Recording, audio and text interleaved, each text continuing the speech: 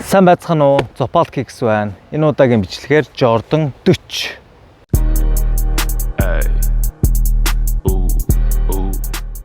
Энэ пүүз дөнгөж гарсан болохоор бас та нарт дөнгөж гарсан пүүзийг бас монголоор тайлбарлаж дүүнэртээ хүргэх гэж бас хичээлээ. Тэгээд одоо 10 сая хэдэнд гарлаа да. 2-3 хоногийн өмнө гарсан баг. За Jordan 40 ямар пүүзнээс одоо санаа авсан бэ гэвэл тэгэхээр Jordan 30-уудыг ярих хэрэгтэй баг. Jordan 31 бол 1-ээс, 32 бол 2-оос, 33 бол Jordan 3-аас одоо загварын санаа гаргаж авч ирсэн бол Jordan 40-дээр юу хэрэгэлсэн байна вэ гэхээр хэд хэдэн Jordan-гийн пүүзүүдийн деталуудыг хэрэгэл санаа авч оруулсан байна. Тэр нь хамгийн түрүүнд хэлэх нь бол Jordan 12-ийн улны Jumpman лого. Яг адилхан хэлбэрээр урдаас нь харахад жоохон бөмбөг харагддагаар яг төстэй гоё хийсэн байна. Энэ бол айгүй гоё деталь. Миний хувьд би бол Jordan 12-д бол айгүй дуртай. За Jordan 3-ын ардталт байдаг. Power хэсэг байдаг. Дээрэн дээр Nike-гийн лого, нэг хэсэг Jordan-гийн логотой болсон. Тэрнээс санаа авч бас артлынхаа өсгий хэсгийг хийжээ. За сайн харах юм бол энэ өнгө дээр ардтал нь юм white cement өнгө байгаа. White cement бол бас Jordan 4 дээр гарч ирсэн. Тэгэхээр Jordan 3, 4, 2-ыг одоо ардталтаар шууд оруулж өгсөн байна. За ингээ харах юм бол Jordan 10-ыг санаж байгаа бол Jordan 10 гадуур юм үдээс ордог хэсэг нь юм ойдлолтой байдаг. Тэр ойдлыг пүүзнийхаа дотор талд оруулж өгсөн байгаа. За хүний хөлийг одоо ул руугаа сайн ингэж барьж өгөх зорилттойгоор тэгж хийсэн байна. За энэ пүүзний хил том логотой цацруулагчтай ийм хил бол Jordan 5-аас гаралтай. Jordan 5 бол өөрөө юм маш том хилтэй. Тэрэн дээр маш том Jumpman логотой. За тэрийг хөөх ингэж оруулж өгсөн байна. За Jordan 14-ийг санаж байгаа бол Jordan 14-ийн загвар нь Ferrari гэдэг машинаас гаралтай. Тэгээд Ferrari машины уртлын одоо Cooper-ийн одоо грил хэсгийг агаар сордог хэсэг нь одоо Jordan 14-ийн уланд хэрэгэлсэн байдаг.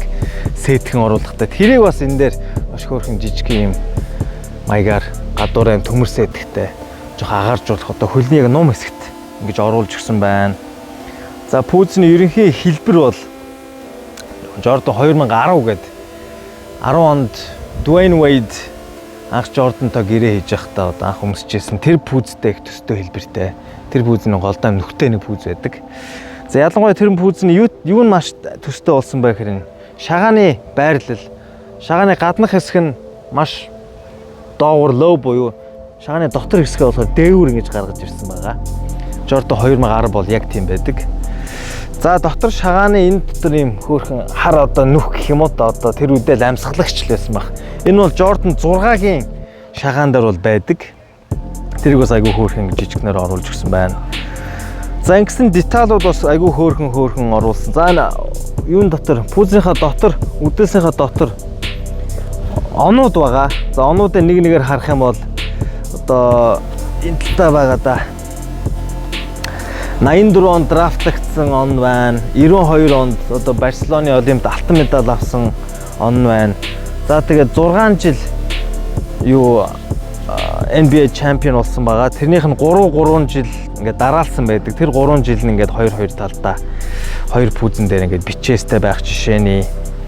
За энэ хойдолтой жижигхэн одоо 40-ийн тоо байна. Jordan 40 гэсэн үг. За ер нь тийм л байна да. Ер нь бол хэлбэр бол айгүй гоё. За өмсгөлийн хувьд бол би өмсөх арзмаар авсан.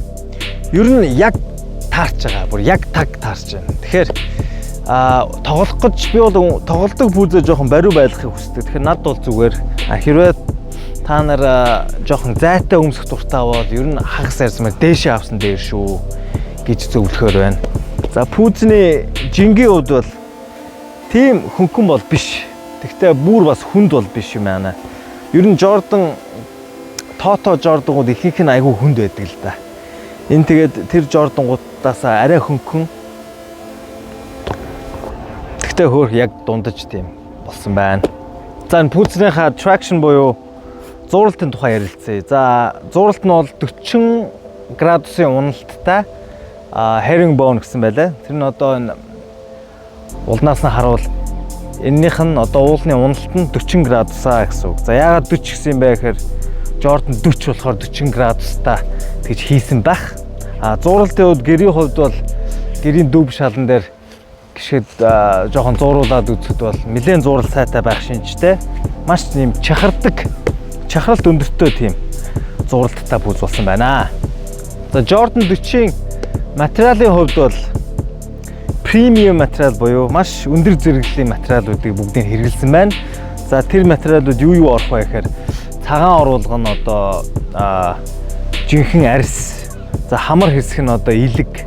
За хар оруулга нь бол англиар nubuck гэдэг юм да. Маш нарийн ширхэгтэй одоо бас илгэний нэг илэг материал. За тэгээд пүүзний доторх оруулга гэвэл одоо neoprene гэдэг зөөлхөн боловч одоо хөлс шингээх чадвартай тийм материалыг одоо пүүзний доороос нь хил хүртэл ингэж хилийг хаашин ч холбруулахгүйгээр одоо давхар оймстой баг тийм пүүз болгож өгсөн байна. За арын шагаа хэсэг бол зөөлөвч маш сайтай. Зөөлөвчийн оруулга нь бол шагааны доовор одоо low cut пүүз шиг тэгж хийсэн байна. Зөөлөвч буюу Kirsch-ны хувьд бол одоо Nike-гийн одоо байгаа инновац өндөртөө гэх юм уу да. Хоёр том зөөлөвчний технологи байдаг. Тэр нь одоо нэг нь Air Zoom Strobo board буюу улны хэмжээтэй яг пүүзнийхаа доор оёдсон одоо zoom уловчны хэлбэртэй тэр чигээр гэсэн үг. Тэрнийхэн доор юу тавьсан бэ гэхээр гүйлтийн пүүзэндээ дийлэнхтэй хийдэг Zoom X буюу маш хөнгөн боловч одоо буцааж энергийн буцааж түлхэлт өндөртөө тийм одоо бамбалзуурын зөөлөж байгаа. Тэр хоёулангийн энэ пүүзэнд хослуулж хийж өгсөнгөөр одоо хамгийн инновацлог одоо саксны пүүз болж байгаамаа. За тэр нь хөлд ямар мэдрэмж төрүүлж байгаа гэхээр яг бусад адил зүүмтэй пүүз шиг маш зөөлхөн буюу энергийн буцаалт маш өндөртөө трамплин дээр зогссон юм шиг. За тэгээ Zoom X нь болохоор ерөнхийдөө пүүзийг их зөөлхөн болгож өгсөн байна. Энэ хоёр нийлээд ер нь бол над шиг зөөлөвчин дуртай хүнд бол диважнл гэсэн үг дээ. За ингээд бичлэгээ үзсэн та бүхэн маш их баярлалаа.